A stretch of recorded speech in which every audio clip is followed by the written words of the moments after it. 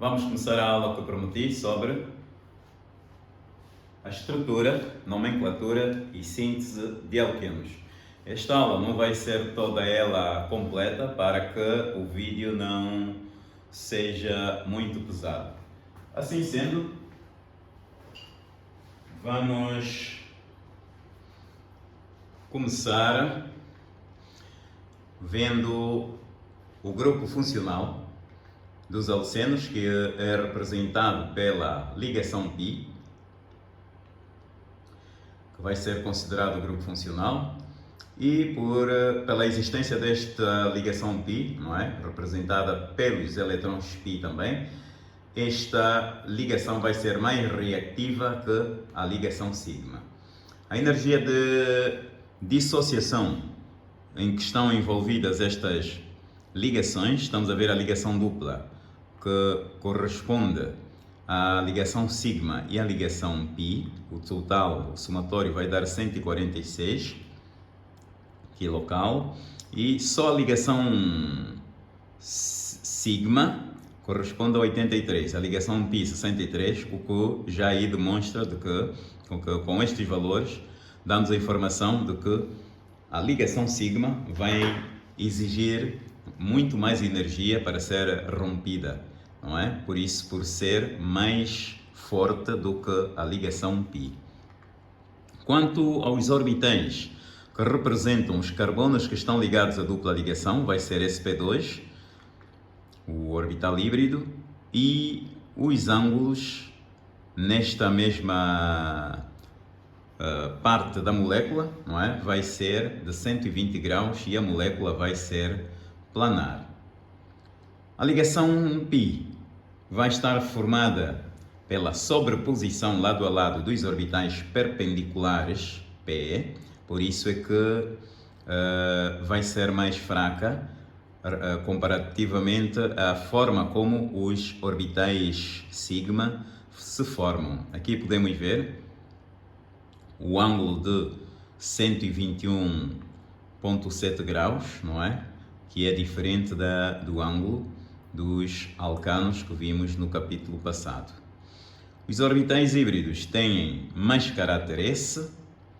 O orbital π torna os átomos de carbono mais próximos. Mais próximos quer dizer que vamos a ligação carbono-carbono, onde estarão a dupla ligação, pela presença de mais uma ligação, claro que os átomos se vão aproximar muito mais.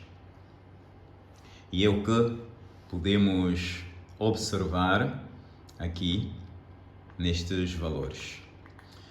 Ainda sobre a ligação π, já dissemos que a sobreposição lado a lado é dos orbitais P.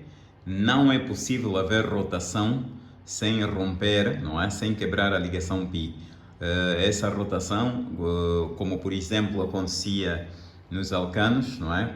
Nas conformações, nos alcenos ou alquenos, não é possível. Caso isto aconteça, teria que haver uma ruptura, a ruptura da ligação π.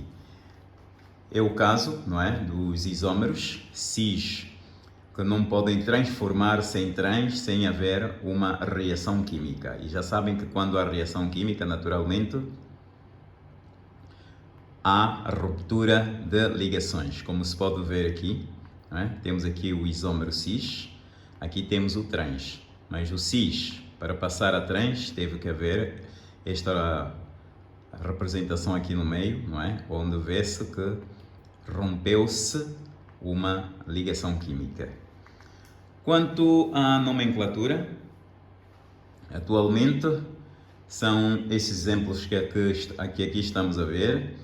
Já diferente dos alcanos, nos alcenos a dupla ligação vai ser determinante, não é? Porque para além de observarmos a cadeia mais longa, devemos ver que o carbono 1 será aquele que estará mais próximo da dupla ligação.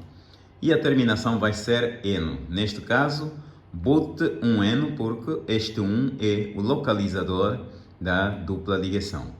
Temos aqui outra molécula que é temos a dupla ligação no meio, não é? Da cadeia principal, e quando isto acontece,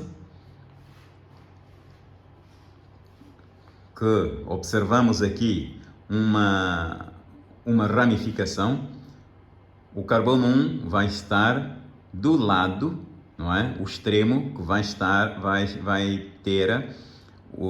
ter mais próxima a ramificação.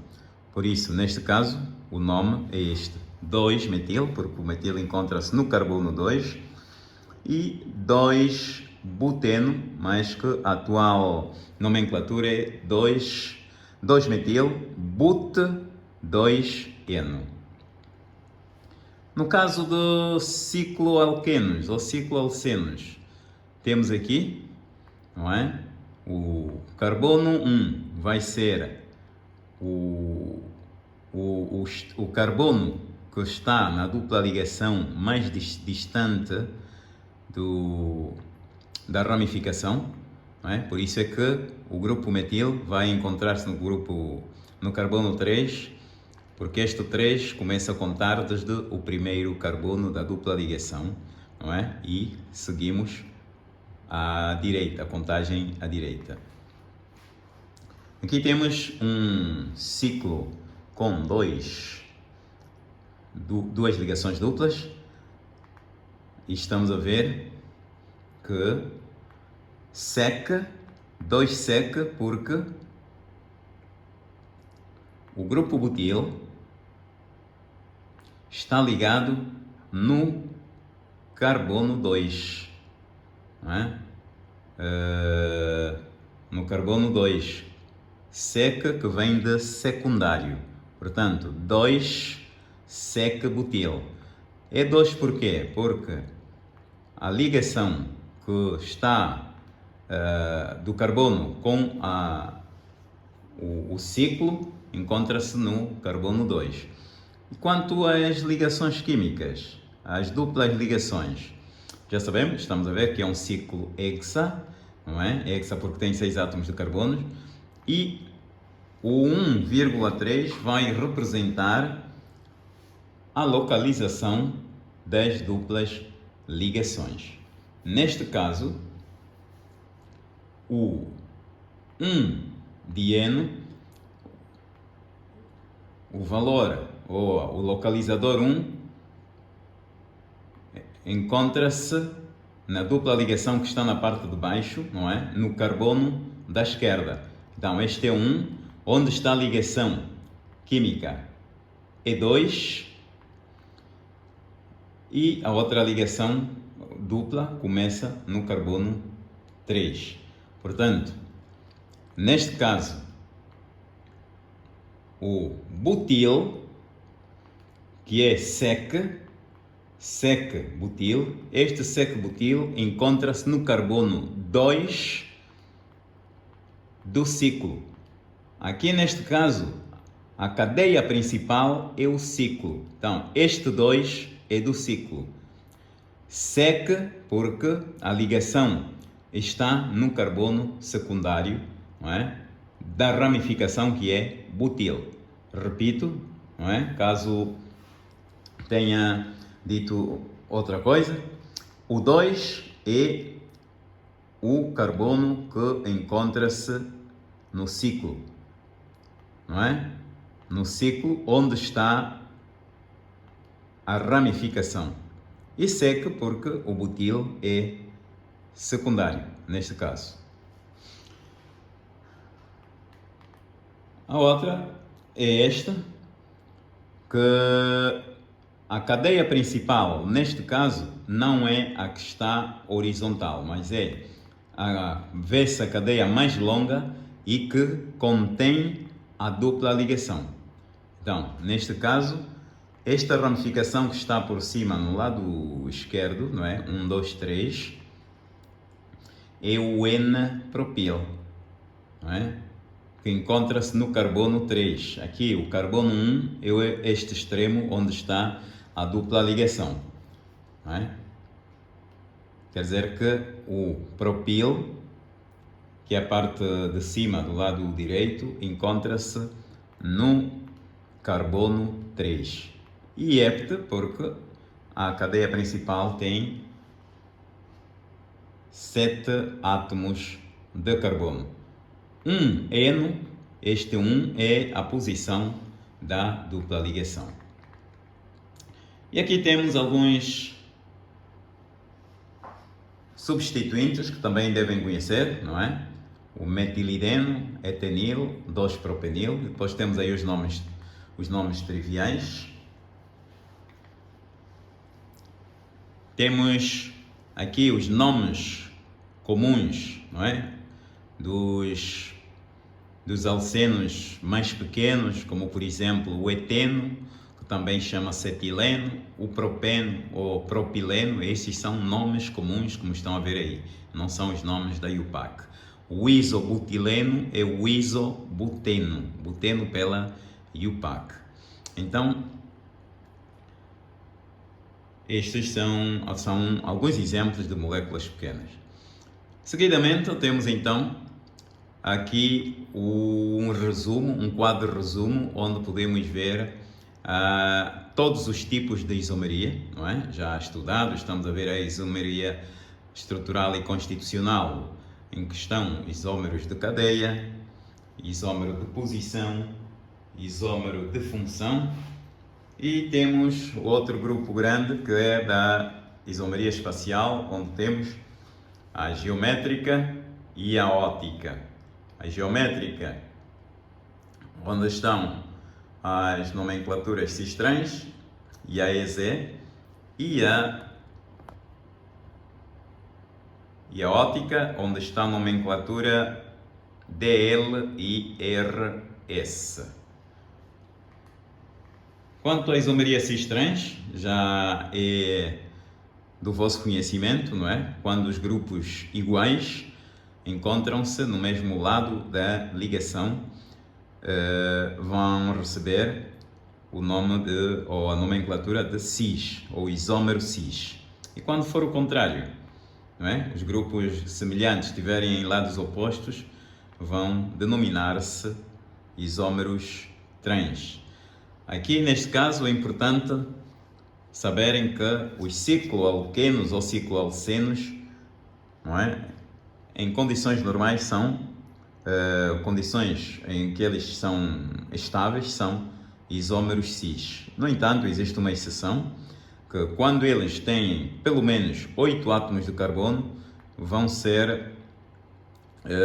não vão ser estáveis. Quando tiverem pelo menos 8 átomos de carbono, eles vão ser estáveis. Caso contrário, não é? Vão ser os isómeros trans, vão ser pouco estáveis. Vamos lá ver se fiz confusão. Quando são trans, não são estáveis. Na condição de trans, tem que ter pelo menos 8 átomos de carbono. Assim é que está certo. Depois temos a isomeria EZ, que é nova. Estas palavras que derivam dos nomes que aí estão a ver, zusammen, e a outra de Entscheiden, não é? ZE. Esta isomeria está relacionada, portanto, tem como essência os números atômicos, não é? Que vamos observar já. E quando a letra EZ, não é? A denominação EZ do isómero, os grupos prioritários estarão no mesmo lado. E quando for E, estarão em lados opostos. E temos aqui este exemplo, onde podemos ver os dois casos. Esta molécula estamos a ver que tem duas ligações duplas. Primeiro, o que devemos fazer é identificar a cadeia mais longa, não é? 1, 2, 3, 4, 5, 6, 7, 8 já. Tem 8 átomos de carbono, a cadeia mais longa. E depois devemos ver qual é o primeiro carbono, o carbono número 1. Vai ser o da esquerda, porque a dupla ligação está mais próxima desse extremo que estamos a ver aí, do lado esquerdo. Seguidamente, vamos então analisar a isomeria EZ, começando do lado esquerdo. Esta isomeria observa-se sobre as ligações que encontram-se no carbono que faz parte da dupla ligação. Ou seja, o segundo carbono, não é? Que é onde está a dupla ligação, está ligado ao hidrogênio e ao grupo metil. Então vamos analisar estes dois elementos que estão, ou estes dois membros que estão ligados ao carbono da dupla ligação, para ver qual deles tem maior maior número atômico. No caso do metil, não vai ser número atômico, naturalmente, vai ser o somatório dos números atômicos do carbono e 3 átomos de hidrogênio. Como já sabemos que o carbono tem número atômico 6, o hidrogênio tem 3, 6 e 3, 9. Comparado com o hidrogênio, portanto, o carbono tem maior, não é? Vai ser 9 contra 1. O maior está na parte de cima. Depois vamos analisar o outro carbono na mesma dupla ligação, não é? Temos o cloro e depois temos aqui o grupo metileno, não é? O cloro sabemos que tem número atômico 17. O metileno tem 6 mais 2, 8. Então, o que tem maior é o cloro, também está na parte de cima. Então, o isómero, neste caso, não é? Como os maiores, os que têm maior somatório, encontram-se na parte de cima, não é? Quer dizer que estão do mesmo lado do plano. E neste caso, é o que podemos observar, não é? Os números 1 quer dizer que são os de maior número atômico, estão do mesmo lado, e o isómero vai ser Z. Z, este 2 porquê? Porque esta parte da nomenclatura, não é? Foi feita no carbono, nos carbonos que encontram-se na ligação dupla, onde o primeiro carbono que tem a dupla ligação encontra-se no carbono 2. Agora vamos a observar do outro lado, as ligações que estão nos carbonos da outra dupla ligação. Aqui já é a mesma coisa, não é? Vamos ver que o hidrogênio e o metileno, o hidrogênio tem menos, está em cima, e entre este grupo que está na parte de cima do carbono da dupla ligação da direita, não é? Tem maior que o hidrogênio. Então estão a ver que já estão em lados opostos. Naturalmente, a denominação, a nomenclatura vai ser E. E em que posição é que se encontra a dupla ligação? Encontra-se no carbono 1, 2, 3, 4, 5. Então vai ser 5E. Depois de identificarmos estas isomerias, não é? Estas nomenclaturas, saber como é que estão no plano, estas ligações na dupla ligação, já sabemos que a cadeia mais longa tem 8 átomos de carbono, quer dizer que vai terminar com oct, não é? E como tem duas duplas ligações, vai ser dieno, não é? Então, o nome completo é o que estão a ver aí. Nas duas duplas, portanto, dos dois lados temos cloro. Os átomos de cloro vão estar nos carbonos 3, 1, 2, 3, está aqui o cloro, 5, 6, 3, 4, 5, 6, 7. O outro átomo de cloro encontra-se no carbono 7. O 2 e o 5 são as posições das duplas ligações. E então, este é o nome atribuído, não é? Em função desta nomenclatura EZ. Continuando, temos aqui um dos exemplos da importância, da diferença que vai existir entre os isómeros EZ. É, por exemplo, uma hormona, não é? Que se pode encontrar na mosca doméstica, não é? Que quando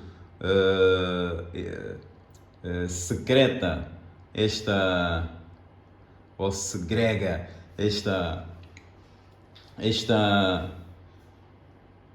este feromônio, não é?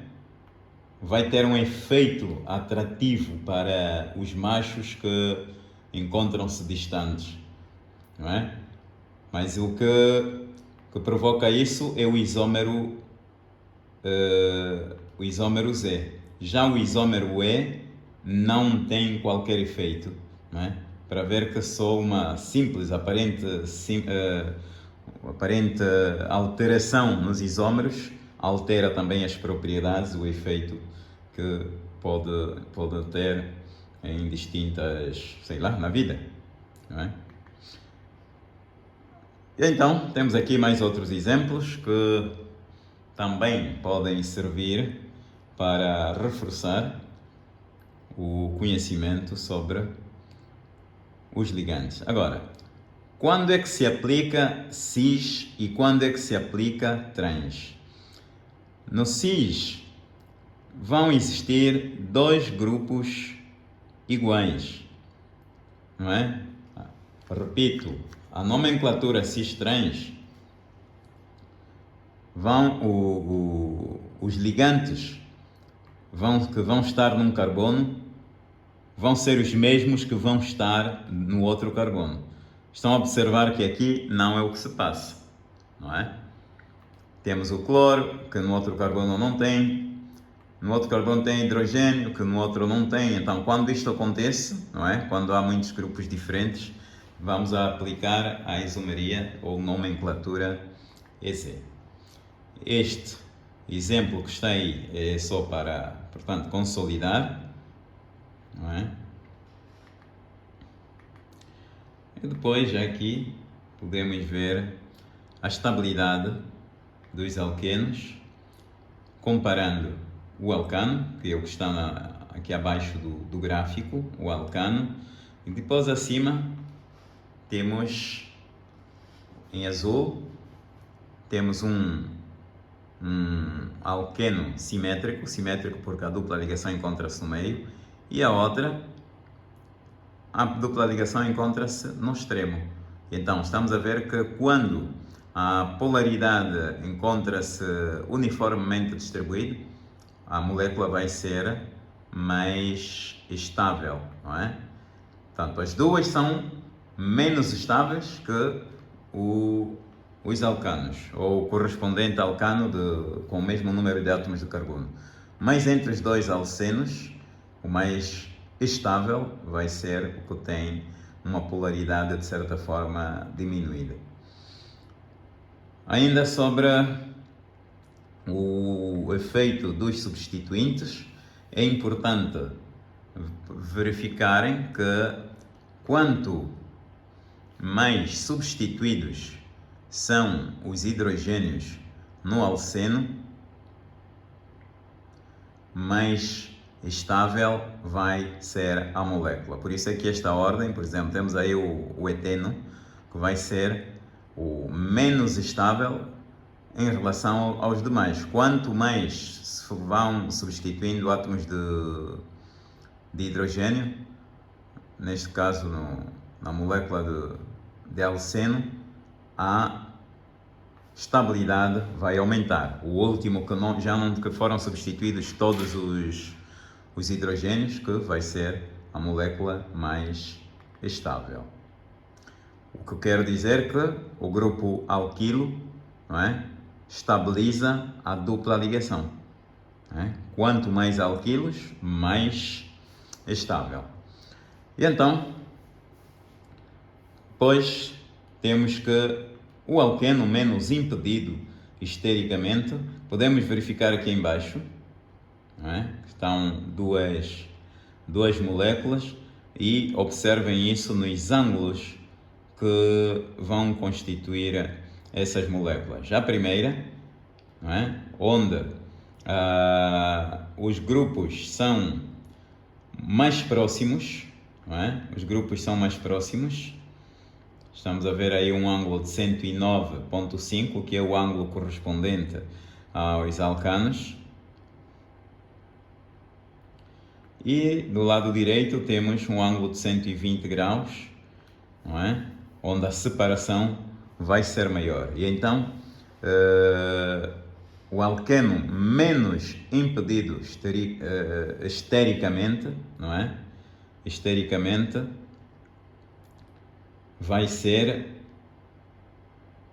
o da esquerda, onde estamos a ver o ângulo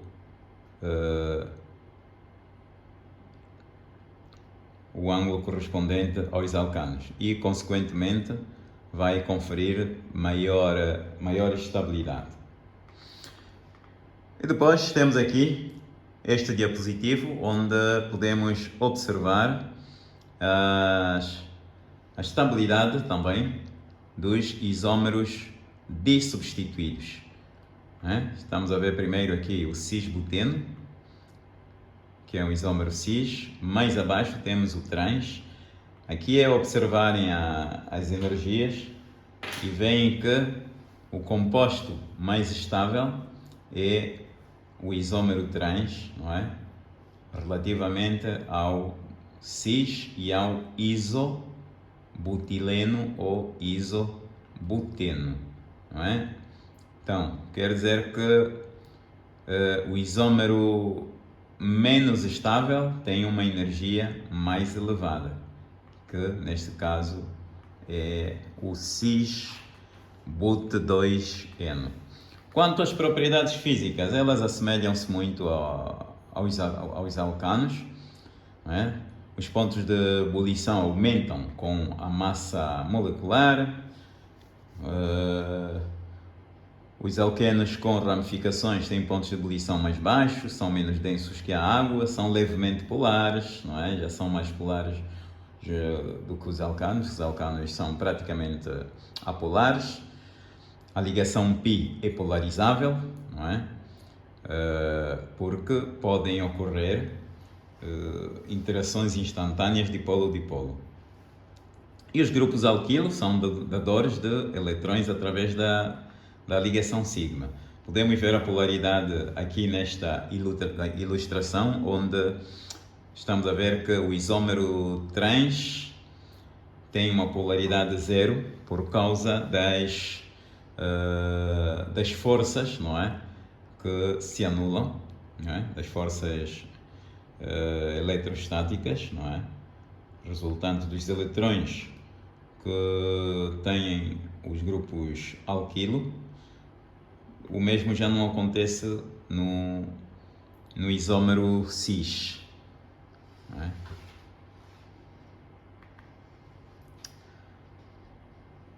Assim sendo, chegamos então a uma parte que é importante, que está relacionada com o conhecimento das bases, não é? Neste caso, estas só são bases volumosas porque são de tamanho grande, pronto, não se pode, todo mundo sabe o que é volumoso. E então, essas bases é importante que sejam conhecidas porque vão ser usadas nas sínteses, não é? Vamos ver já um exemplo de sínteses de alcenos, onde se podem usar para verem que efeito é que estas bases volumosas podem ter na obtenção de determinados produtos. Vamos começar pelo produto de Hofmann, onde vamos ver dois exemplos, onde temos os mesmos reagentes.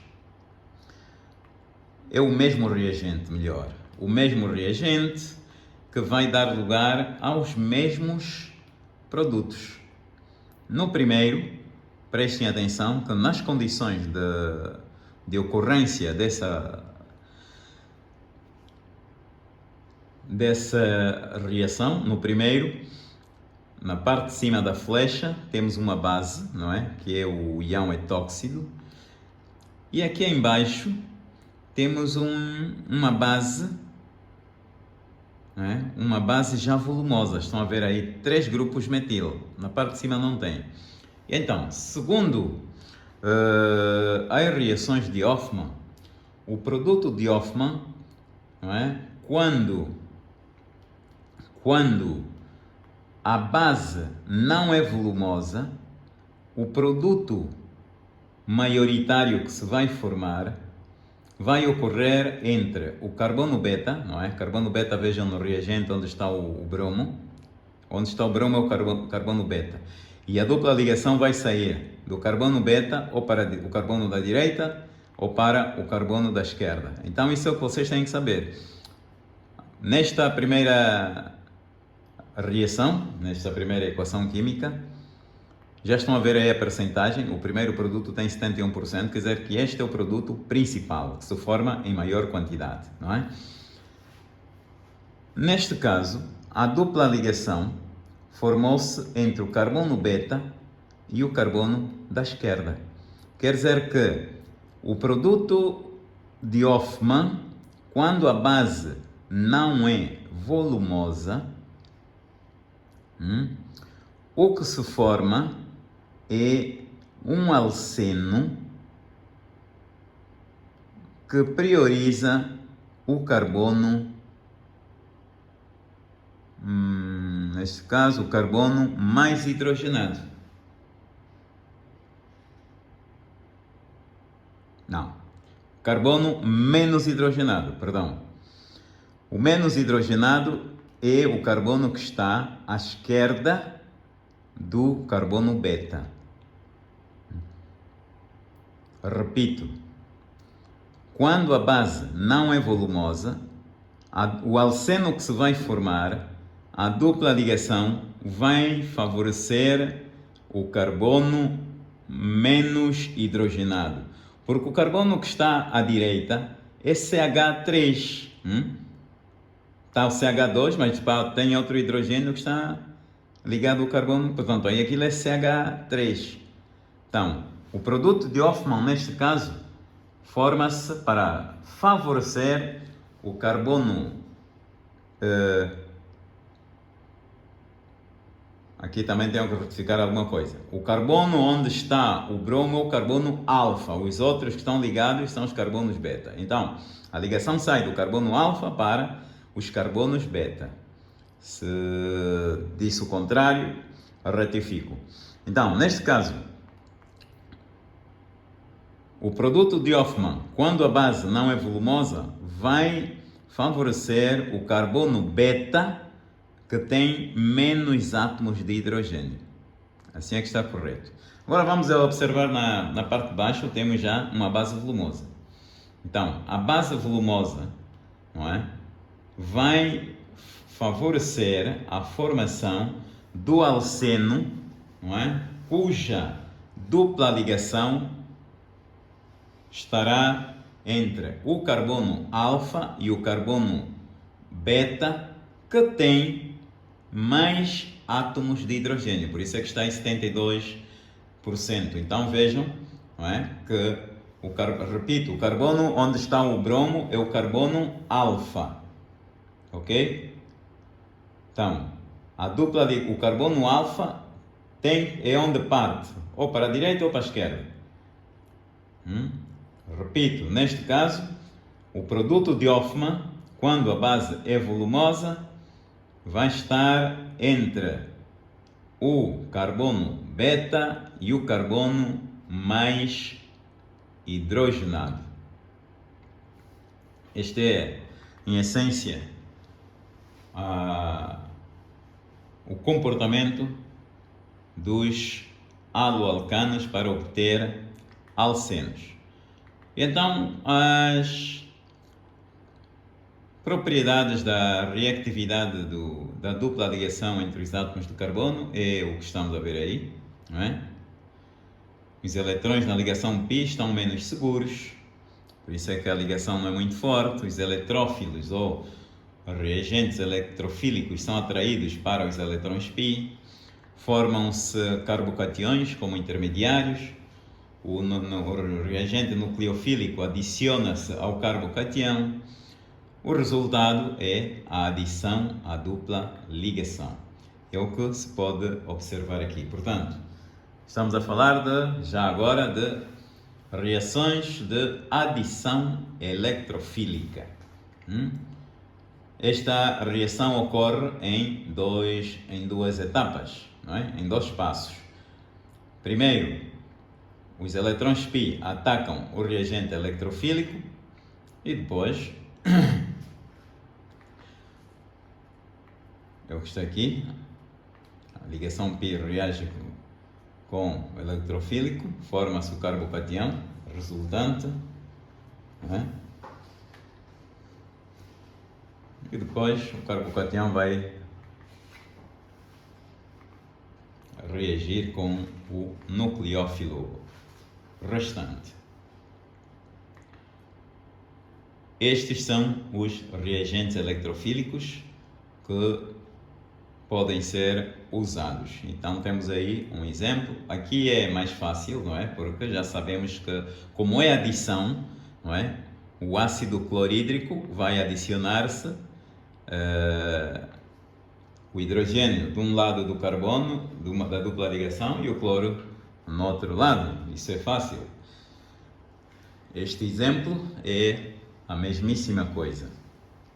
No entanto, quando temos uma situação como esta, não é?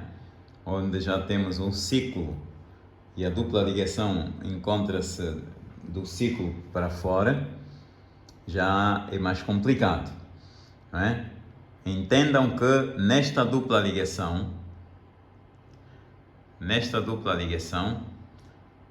temos CH2. CH2 quer dizer que o carbono que está no extremo da dupla ligação oposta ao ciclo, não é?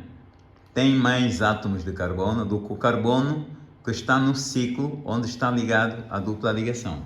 Então, segundo o que vimos aqui, não é? O reagente eletrofílico é o que reage primeiro, não é? É o que reage primeiro. Então, neste caso, formam-se os dois produtos que aqui estão. Mas esses dois produtos, temos de saber qual é o que se forma com maior rapidez. O que se forma com maior rapidez vai ser o produto principal, não é? E que se forma em maior quantidade. E então, estamos a ver que o composto A, o hidrogênio, ligou-se ao carbono mais hidrogenado. E o bromo foi ligar-se ao carbono aí do ciclo, não é? E o composto B é o contrário. No entanto, a pergunta que se faz é a seguinte: qual é o produto que se forma em maior quantidade?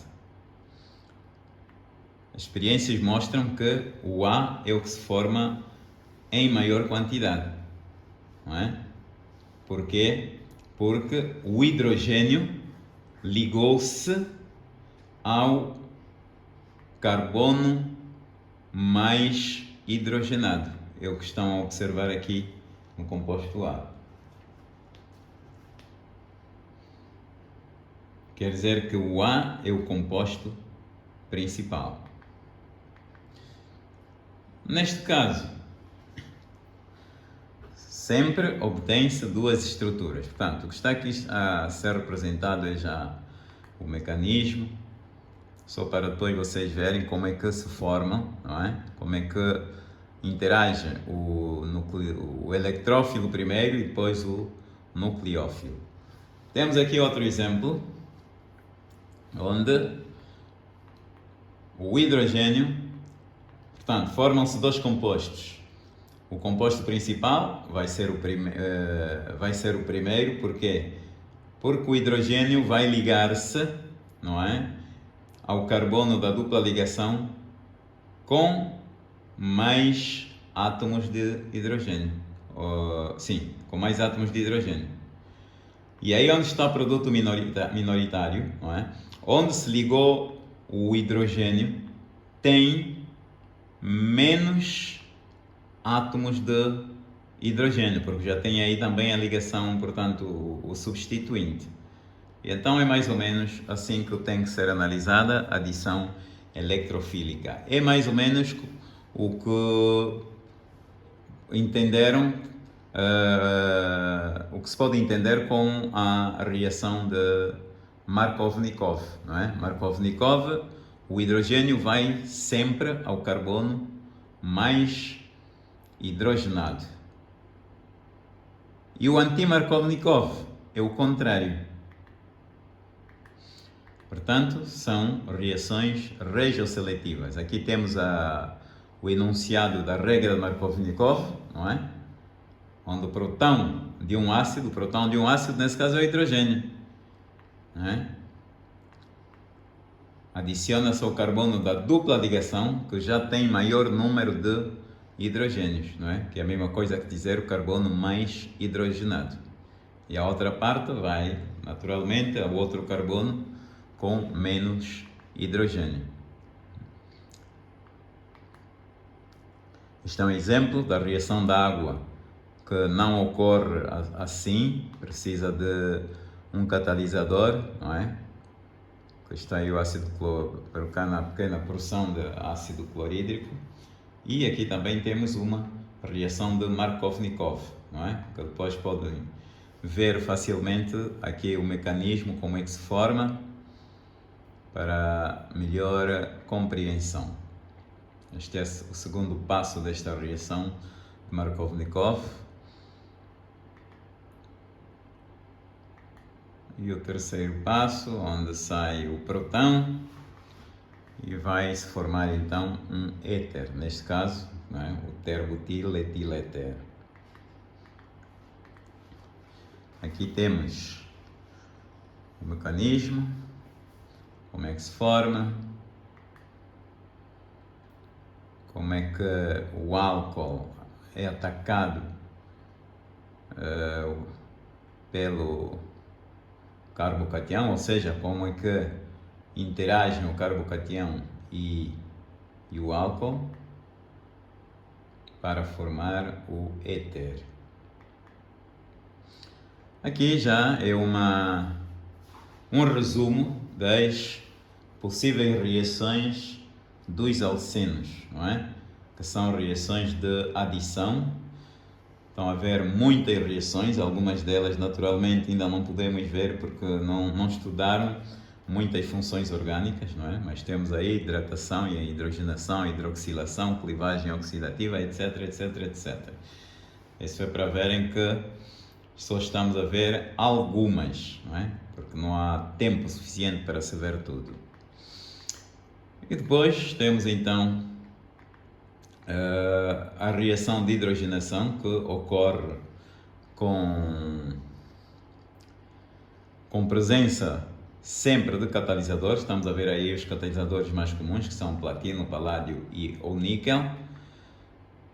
E vamos ver já um exemplo, assim muito rapidamente, porque esta reação praticamente já vocês conhecem.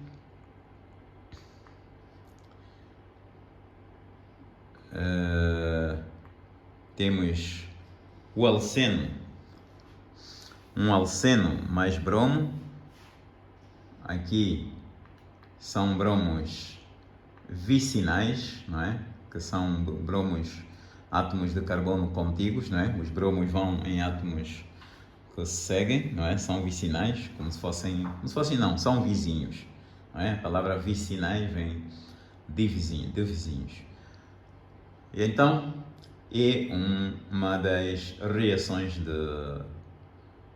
de síntese também, onde estão presentes alcenos. E então, para o vídeo não ficar muito longo, vamos parar aqui, que já são praticamente 45 minutos, que é o tempo de aula. E eu prometo o próximo vídeo falarmos, então, eu apresentar outras reações químicas que também são importantes, não é? Como a de Lindlar, a Zaitsev e etc, etc. Então, espero que possa ser aproveitado por vocês para estudar, e qualquer dificuldade ou algo onde eu me tenha equivocado, se encontrarem e eu não tenha retificado, também são livres de poderem apresentar para eu esclarecer, ou para dar uma versão melhorada.